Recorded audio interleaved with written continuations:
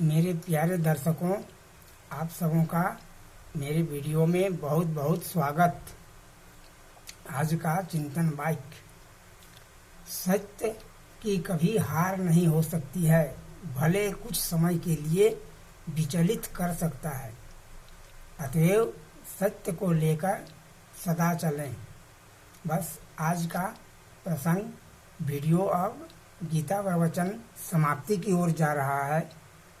अंत में भगवान अर्जुन से कहते हैं कि गीता श्रवण के महत्व को सबके सामने तो प्रकट करने के लिए सब कुछ जानते हैं, और अर्जुन से प्रश्न करते हैं, मनुष्य श्रद्धापूर्वक और दोष दृष्टि रहित होकर गीता सुने, ऐसा मैंने कहा, तो तुमने सुना कि नहीं? अर्जुन को बोलते हैं कि तुम सुना कि नहीं?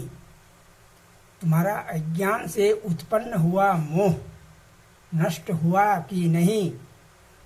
फिर धनंजय संबोधन देते हैं और कहते हैं, तुम लौकिक धन को लेकर धन प्राप्त कर धनंजय बने हो, लेकिन अब वास्तविक तत्व स्वरूप धन प्राप्त कर धनंजय बनो। अब अर्जुन भगवान को अच्युत संबोधन देते हैं। अच्युत संबोधन देने का मतलब कि भगवान कभी च्युत होते नहीं। जीव तो च्युत होता है, लेकिन भगवान तो कभी अच्युत होते नहीं। इसलिए उन्होंने कहा कि हे अच्युतानंद, मेरा मोह नष्ट हो गया और मुझे तत्व की अनादि स्मृति प्राप्त हो गई। अनुसूत विषय का न छिपना स्मृति है, कहते हैं उसका न छिपना स्मृति है। स्मृति जो है, स्मृति अंतकरण की एक वृत्ति है। यह वृत्ति प्रमाण, विपर्यय, विकल्प, क्रिया, निद्रा और स्मृति 5 प्रकार की होती हैं तथा हर वृत्ति के 2 प्रकार होते हैं, एक क्लिष्ट और दूसरा अक्लिष्ट। संसार की स्मृति क्लिष्ट और परमात्मा की स्मृति अक्लिष्ट होती है। अक्लिष्ट का मतलब होता है क्लेश दूर करना, और क्लिष्ट का मतलब क्लेश। तो अब ध्यान देने की बात है कि पहले कुटुंब मोह हुआ अर्जुन को। मोह के वर्णन में आया कि विषय का चिंतन, फिर आसक्ति, आसक्ति से कामना, कामना से क्रोध, क्रोध से स्मृति भ्रंश, फिर बुद्धि नाश, तब मनुष्य का पतन। अर्जुन इसे याद कर कहते हैं कि मेरा मोह चला गया। श्री कृष्ण ने जब पूछा कि तुम्हारा मोह गया कि नहीं, तो मेरा मोह चला गया। भगवत कृपा से जो मिलती है वह श्रवण, मनन, ध्यान आदि से नहीं मिलती है, क्योंकि इन सबों का रहने पर एक अहंग भाव होती है, किंतु भगवान की कृपा होने से अहंग भाव स्वतः मिट जाता है। इसलिए यहाँ पर अर्जुन से कर रहे हैं, अर्जुन को सुना रहे हैं और कहते हैं कि तुम्हारा अहंग भाव गया कि नहीं, क्योंकि उन्होंने कहा था कि मेरे कुटुंब लोग हैं, मारे जाएंगे, मैं किनको मारूं। उनमें एक अहंग भाव था कि मैं मारूं, लेकिन श्री कृष्ण कहते हैं तुम कौन हो मारने वाले। शुरू में ही संवाद में कहा था कि संजय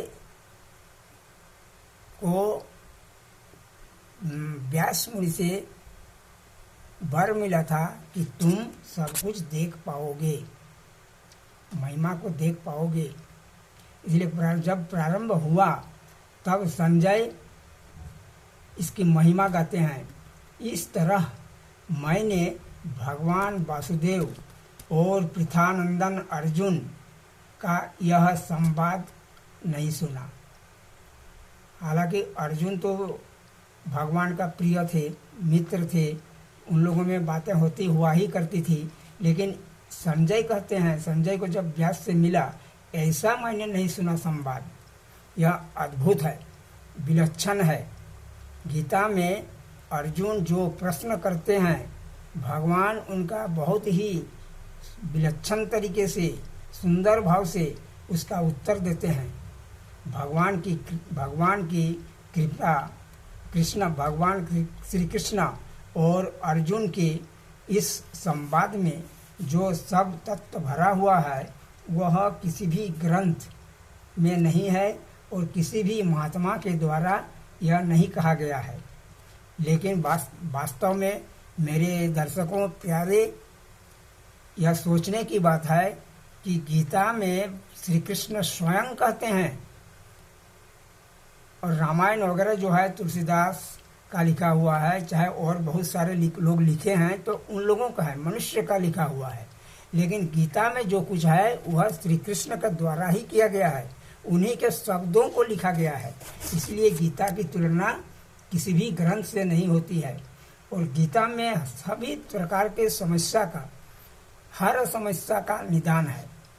जीवन में जो कुछ समस्याएं हैं सब का निदान गीता के द्वारा दिया गया है, चाहे वह किसी भी जाति, वर्ण, लिंग का क्यों न हो।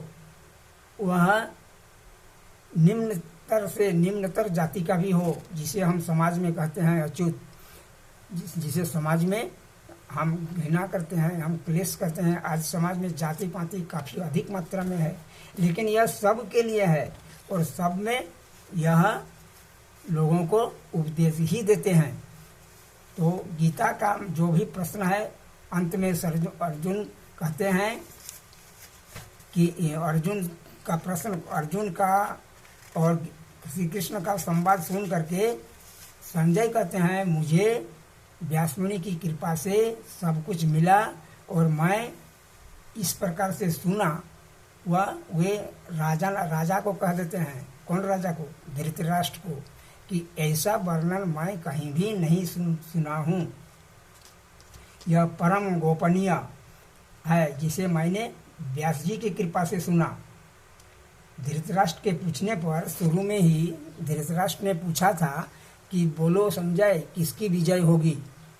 तो संजय ने कहा कि देखिए, जिनके साथ श्री कृष्ण हैं, जो संसार का सबसे परम शक्तिशाली, उनसे आगे किसी भी मामले में कोई नहीं है।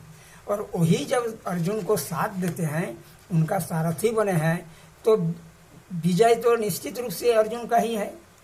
ऐसे भी अर्जुन का एक नाम विजय है, तो बोलता है विजय तो है ही, इसलिए अर्जुन का ही होगा, मतलब पांडव का ही जीत होगा, इसमें कोई संदेह नहीं है। इस प्रकार से शुरू में ही कहते हैं और अंत में हुआ भी, क्योंकि यह युद्ध होने के पूर्व की घटना है। युद्ध होने के पूर्व गीता का प्रवचन हुआ है, आगे जाकर के युद्ध होता है। तो जिनका जो भगवान ऐश्वर्यवान की श्रद्धा है, जिन पर विजय उनकी ही होगी। इतना ही कह करके यहाँ पर मैं आज गीता का प्रवचन समाप्त करता हूँ। इसके लिए आप सुनने वालों को बहुत बहुत धन्यवाद। इसमें मेरे जो सहयोग दिए मेरे कई एक मित्र, उन लोगों का भी मैं तहे दिल से शुक्रिया अदा करता हूँ, क्योंकि उन लोगों के राय मशविरा से ही मैंने सब कुछ किया। और जो कुछ भी किया श्री लौ प्रभुपादा और